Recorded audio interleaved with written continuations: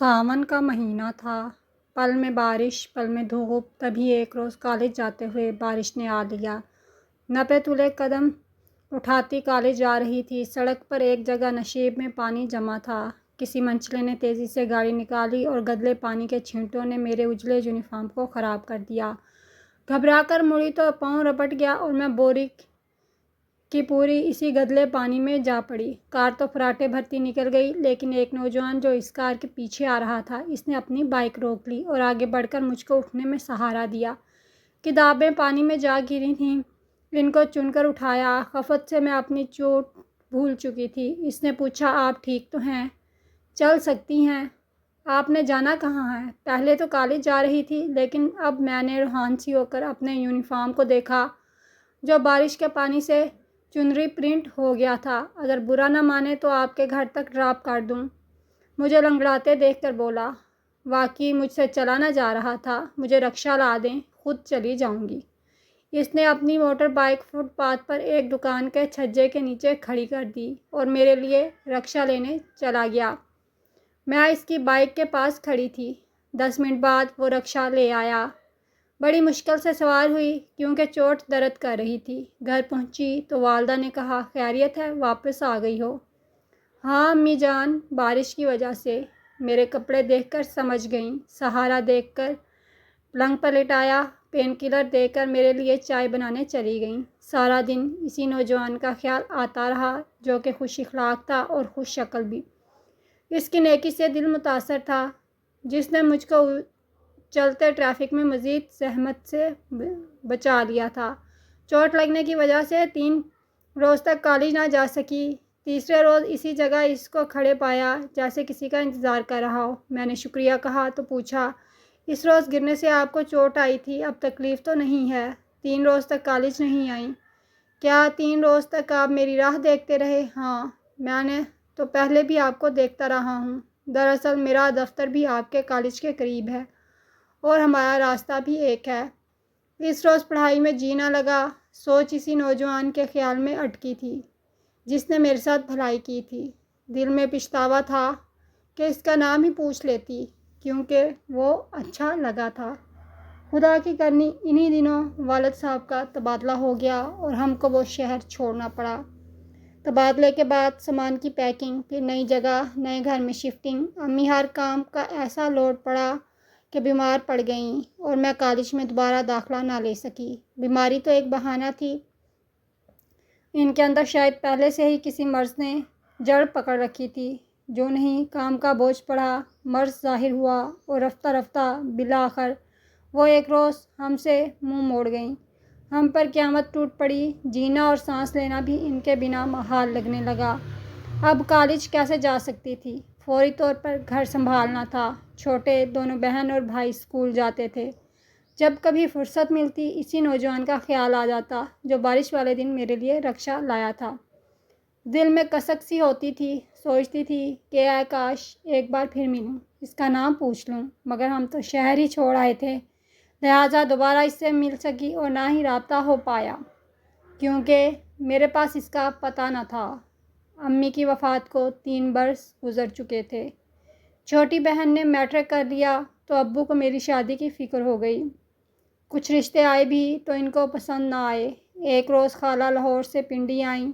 उन्होंने एक रिश्ता वालिद साहब को बताया कि लड़का बैरून मुल्क काम करता है। लड़की का निकाह टेलीफोन पर कबूल हो तो ये रिश्ता बहुत अच्छा है। ये हमारे खाला के रिश्तेदार थे, तभी खाला ने इस रिश्ते की ज़मानत दी थी। वालिद साहब ने तस्वीर देखी, तफसीलात हासिल की और रिश्ता कबूल कर लिया। यूँ मेरा निकाह टेलीफोन पर हो गया। निकाह के बाद भी मुझे बैरून मुल्क जाने के लिए 1.5 बरस इंतज़ार करना पड़ा। बिलाखिर उन्होंने मेरा वीज़ा भेजा और मैं अकेली ही रवाना कर दी गई। शादी का हंगामा और ना ढोल शहनाइयाँ बजीं। शायद कि ऐसी ही रुखसती मेरी तकदीर में थी। जब एयरपोर्ट पर उतरी, इरफान की तस्वीर हाथ में थी, लेकिन इनको पहचानती ना थी। इनके हमरा जो दूसरा शख्स मुझे लेने आया था, इसने मुझे और मैंने उसे पहचान लिया। बेख्तियार हम दोनों के मुंह से एक साथ यही अल्फाज अदा हुए, आप। इरफान ने हैरत से एक दूसरे को देखा और बोले, تم دونوں ایک دوسرے کو پہلے سے جانتے پہچانتے ہو؟ ہم یوں ہی پریشان تھے۔ یہ دوسرا شخص عرفان کا چھوٹا بھائی فرقان تھا، وہی نوجوان جو برسات کے دن ملا تھا اور میرے لیے رکشہ لایا تھا، جس کو دوبارہ دیکھنے کی آرزو دل میں کسک پیدا کرتی تھی۔ اور آج دعا قبول ہوئی بھی تو کس موڑ پر، کس رشتے سے، کہ میں اس کی بھابھی اور وہ میرا دیور تھا۔ پہلی نظر دیکھ کر تو سچ مچ حیران ہوئی، خوشی بھی ہوئی، پھر نہ جانے کیوں دل بجھ سا گیا۔ وہ مجھ سے بیگانہ سا اور ریز روح ہو گیا۔ جو سوالات ایئرپورٹ پر ذہن میں اٹھے تھے، گھر پہنچ کر ان کا جواب مل گیا، یہ کہ وہ عرفان کا چھوٹا بھائی ہے۔ FSC کے بعد پڑھائی چھوڑ کر کوئی ڈپلومہ کیا اور پھر عرفان صاحب نے اس کو اپنے پاس بلوا لیا۔ اب وہ بڑے بھائی کے ساتھ رہتا تھا۔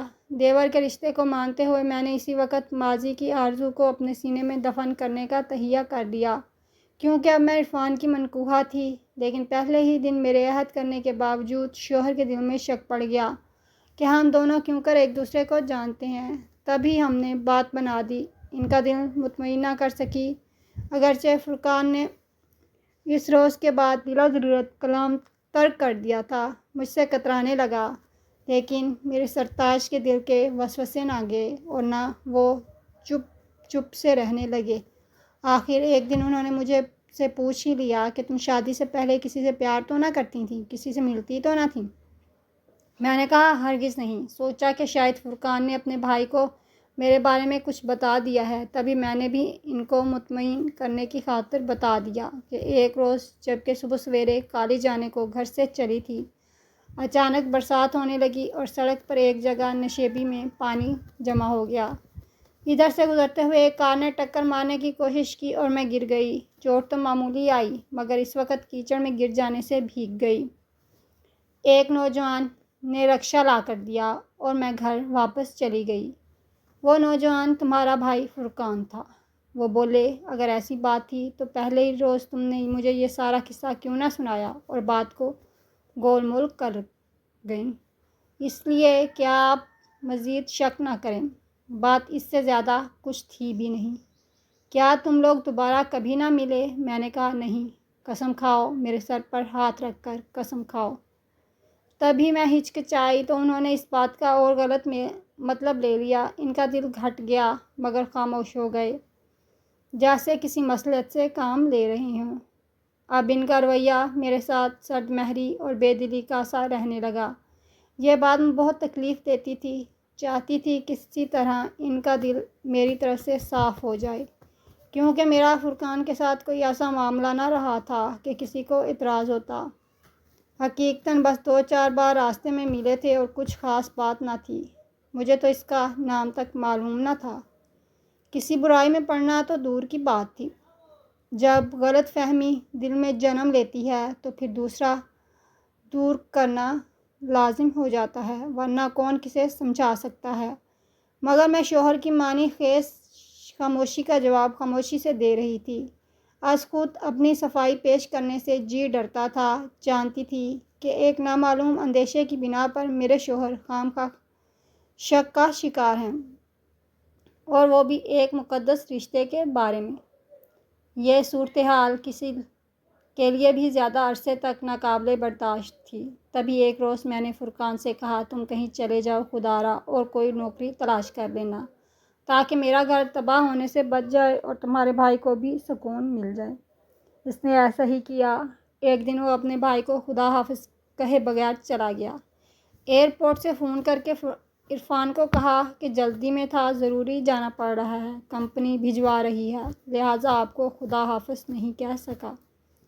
اب میں شاید ہی لوٹ کر آؤں، جہاں کمپنی چاہے گی تعینات کر دے گی۔ جانتی تھی کہ یہ تو ایک بہانہ ہے، ورنہ وہ ہمارے چہروں پر مسکراہٹ واپس لانے کو یہاں سے چلا گیا ہے۔ جلد ہی پتہ چل گیا کہ وہ نوکری سے استعفیٰ دے کر گیا ہے۔ اس کے جانے سے تھوڑا سا کھلا سانس لیا، مگر پھر میرے دل پر مردنی چھا گئی، کیونکہ ناحق اسے سزاوار کرنے کا قلق تھا۔ قلق بھی جاتا رہتا۔ اگر فرقان کے چلے جانے سے عرفان کو خوشی اور سکون مل جاتا، ایسا نہ ہو سکا اور ان کی خوشی پھر بھی نہ ملی۔ شاید کہ عرفان کہ یوں چلے جانے کا انہیں بھی کلک ہوا تھا۔ آخر کار ایک روز انہوں نے مجھ سے پوچھ لیا، سچ بتا دو، کیا تم شادی سے قبل عرفان سے ملا کرتی تھیں؟ کیا تم دونوں کے درمیان محبت کا رشتہ تھا؟ ایسا کچھ نہیں تھا، میں قسم کھاتی ہوں۔ پھر بھی یقین نہیں تو بھی معاف کر دیجیے کہ مجھ سے اب یہ گھٹن برداشت نہیں ہوتی۔ انہوں نے یقین نہ کیا۔ ان کا رویہ میرے ساتھ بیگانہ تر ہوتا چلا گیا۔ تکلیف دہ حد تک خاموشی ہر وقت گھر میں برجمان تھی، یہاں تک کہ وہ مجھ سے ہنس کر اور میں ان سے مسکرا کر بات کرنے کو ترسنے لگے، جیسے کوئی شیطانی قوت ہمارے درمیان جدائی کی چادر تانے کھڑی تھی۔ کچھ عرصے بعد ہی انہوں نے ایک عورت سے دوستی کر لی اور اب وہ زیادہ تر وقت باہر گزارنے لگے، جبکہ میں دن بھر قیدی کی مانند اکیلی گھر میں رہتی تھی۔ اپنی اس زندگی سے تنگ تھی، وطن جانے کو کہتی تو عرفان بھڑک اٹھتے کہ کس سے ملنے کی آرزو ہے، کس کی یاد تم کو بلاتی ہے۔ میں نے اپنے شوہر کا دل جیتنے کی ہر ممکن کوشش کی مگر ناکام رہی۔ پاکستان سے کبھی کبھی فرقان کا خط آ جاتا، یہ جواب نہ دیتے۔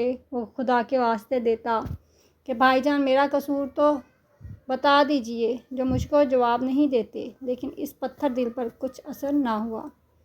واقعی عرفان ایک پتھر دل انسان تھا، ہماری کوئی بھول نہ تھی، پھر بھی ہم کو ایسی سزا دی کہ جس کو سہنا ہمارے بس کی بات نہ رہی۔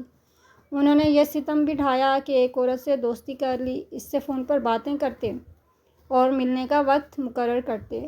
کوئی خطا نہ کر کے بھی ایسی پاپن بن گئی تھی کہ ان کے سب گناہ و ثواب اپنی آنکھوں سے دیکھ رہی تھی اور اف نہ کر سکتی تھی۔ وطن کو چھوڑے 4 سال بیت گئے تھے، نہ گود ہری ہوئی اور نہ وطن جا سکی۔ اب مجھے ابو اور بہن بھائی کی یاد ستاتی تھی، جی چاہتا وہ آ جائیں یا میں ہی اڑ کر ان کے پاس پہنچ جاؤں۔ دن رات دعا کرتی، اے اللہ کوئی معجزہ ہو جائے اور میں پاکستان چلی جاؤں۔ دعا تو قبول ہو گئی، مگر جو وطن جانے کا سبب بنا اچھا نہ تھا۔ رضا الہی سے ہماری ساس کا انتقال ہو گیا، اب تو وطن جانا ہی تھا۔ عرفان نے فوری چھٹی لی اور ہم پاکستان آ گئے۔ میرے ابو بھی فوتگی پر آئے، ایک روز رہ کر چلے گئے۔ 15 دن بعد دوبارہ آئے تعزیت کرنے کے بہانے، اور عرفان سے کہا کہ جب سے ہم نے اپنی بیٹی تمہارے ساتھ بیاہی ہے، اس کو دوبارہ میکے آنا نصیب نہیں ہوا، آج اسے لے جانا چاہتا ہوں تاکہ فلزہ چند دن میرے پاس رہ لے۔ بہن اور بھائی سے ملے، امی کا 40واں ابھی نہیں ہوا ہے اور یہ گھر سے جا رہی ہے، ہمارے رشتہ دار کیا کہیں گے کہ بہو آتے ہی میکے چلی گئی۔ آپ اس کو 40ویں تک یہیں رہنے دیجئے، میں خود بعد میں آپ کے گھر چھوڑ آؤں گا۔ فلزہ کو ساتھ لے کر ابو اور داماد کا یہ عذر سن کر خاموش ہو گئے۔ 40واں گزرا تو چھٹی میں 1 ہفتہ رہ گیا۔ عرفان کو واپس جانا تھا۔ ابو نے فون کیا، تمہاری چھٹی ختم ہو رہی ہے، فلزہ کو ہمیں ملوانے کب لاؤ گے؟ مارے باندھے یہ مجھے لاہور سے پنڈی ابو کے گھر لے آئے، لیکن 1 روز کے لیے۔ کہا کہ بہن بھائی سے مل لو پھر واپس چلتے ہیں۔ یہ سن کر میں رو پڑی۔ ابو نے مجھے از حد افسردہ پا کر عرفان سے اصرار کیا کہ ابھی اسے رہنے دو، 2-4 روز بعد میں خود چھوڑ آؤں گا۔ عرفان مجبور ہو گئے۔ ابو کے تیور کڑے دیکھ کر دم نہ مار سکے، لیکن جاتے ہوئے تنہائی میں بولے، دیکھو یہ معاملہ الجھ جائے گا اگر ابھی تم میرے ساتھ نہ چلیں۔ جان لو کہ میں پھر کبھی تم کو لینے نہیں آؤں گا، اس خیال سے کہ یہ بھی نہ بھی آئے ابو مجھے سسرال پہنچا دیں گے۔ میں نے کہا جو بھی ہو، ابھی تو میں میکے میں 2-4 دن رہوں گی، بہن اور بھائی سے عرصے کی جدائی ہے، جی بھر کے باتیں بھی نہیں کر سکی۔ سوچ لو، اگر معاملہ سنجیدہ ہو گیا تو پھر مت پچھتانا۔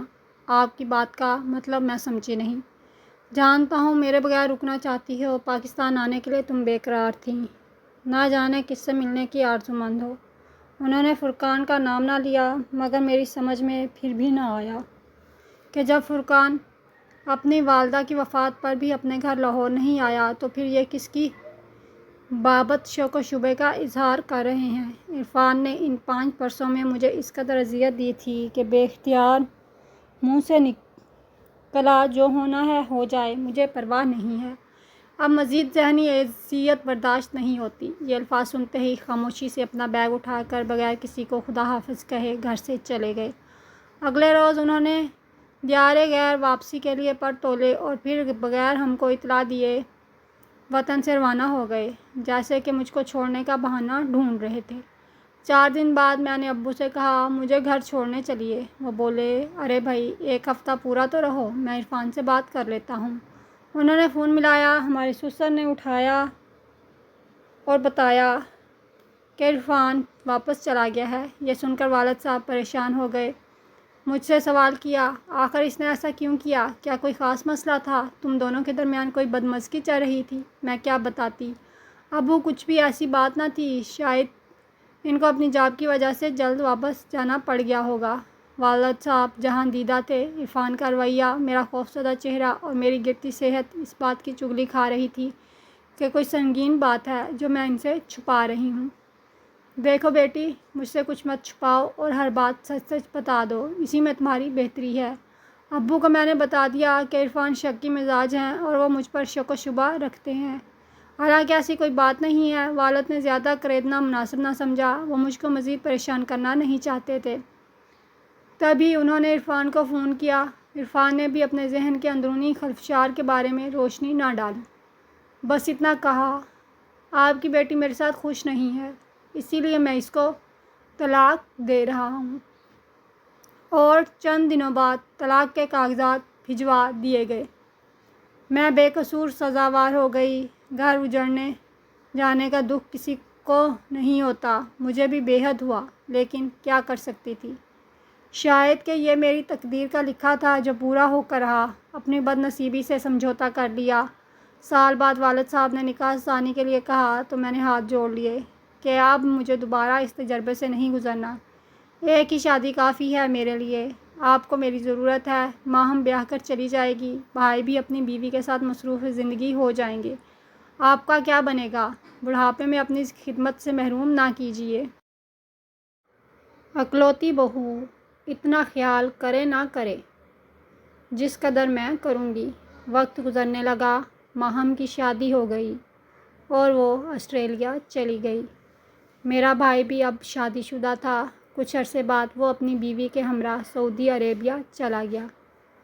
گھر میں ابو اور میں رہ گئے۔ ابو بیمار رہنے لگے تھے، ان کو واقعی میری ضرورت تھی اور میں خوش تھی کہ اللہ نے والد کی آخری عمر میں مجھ کو خدمت کی سعادت نصیب کی ہے۔ والد کا بہت خیال رکھتی تھی اور دیکھ بھال میں کوئی دقیقہ فروغ گزاشت نہ کرتی۔ ان کو میری بے حد فکر تھی۔ بیٹھے بیٹھے ٹھنڈی آہ بھرتے اور دعا کرتے، اے خالق دو جہاں، میری زندگی میں ہی فلزا کو اپنے گھر کی خوشیاں نصیب ہوں۔ ایک روز اچانک ایک بری خبر سنی۔ یہ اطلاع دینے ہمارے سسر اور ساتھ فرقان آئے تھے۔ انہوں نے ابو کو بتایا کہ عرفان کا ایک حادثے میں انتقال ہو گیا ہے، دیار غیر سے میت آ رہی ہے۔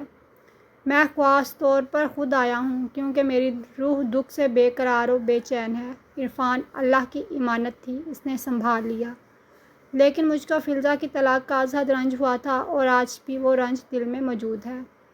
گرچہ طلاق کا فیصلہ عرفان کا اپنا تھا، ہم کو اس نے اس فیصلے میں شامل نہیں کیا، پھر بھی میں بیٹی فلزا سے معافی مانگنا چاہتا ہوں۔ اس کو بے قصور طلاق ہو گئی ہے اور مجھے فرقان نے سب کچھ بتا دیا ہے۔ اس واقعے کو 2 سال گزر گئے۔ والد صاحب اب بہت زیادہ بیمار تھے۔ ہمارے سسر کبھی کبھی ابو سے بات کرتے اور خیریت بھی دریافت کرتے رہتے تھے۔ جب علالت کی شدت کا سنا تو ایک روز خود عیادت کو آ گئے۔ والد صاحب ان کو دیکھ کر رو پڑے کہ میں تو دم میں رخصت ہوں، میرے بعد فلزا کا کیا ہوگا؟ سسر صاحب نے ان کا ہاتھ اپنے ہاتھ میں لے کر تسلی دی اور کہا اگر مجھ پر بھروسہ اور فرقان پر اعتماد کرو تو فلزا کا ایک بار پھر ہاتھ مانگتا ہوں۔ عرفان نے غلطی کی اور اب وہ اس دنیا میں نہیں۔ فلزا کو بیٹی بنایا تھا، آج بھی میری بیٹی ہے۔ والد صاحب نے بھی ملتجی نگاہوں سے میری جانب دیکھا، جیسے کہتے ہوں بیٹی مجھ پر رحم کھا کر ہی اس فیصلے کو قبول کر لو کہ یہ تمہارے حق میں اچھا ہے اور میں بھی سکون سے مر سکوں گا۔ سسر صاحب نے بھی مجھ سے استدعا کر دی کہ بیٹی اب تو فیصلہ تمہارے اپنے اختیار میں ہے، یہ تمہارے حق میں بہتر ہے۔ فرقان نے بھی ابھی تک شادی نہیں کی ہے، تم ایک بار پھر ہمارے گھر کی رونق بن سکتی ہو۔ کہا گیا ہے کہ ایک باپ کی دعا قبول ہوتی ہے اور بیمار کی بھی اور اس شخص کی بھی جو زندگی کے آخری سانس لے رہا ہو۔ اپنے والد کی حالت دیکھتے ہوئے مجھے انکار کی جرأت نہ ہوئی۔ فرقان سر جھکائے بیٹھا تھا اور پھر میں نے بھی اپنے دونوں بزرگوں کی التجا پر سر جھکا لیا۔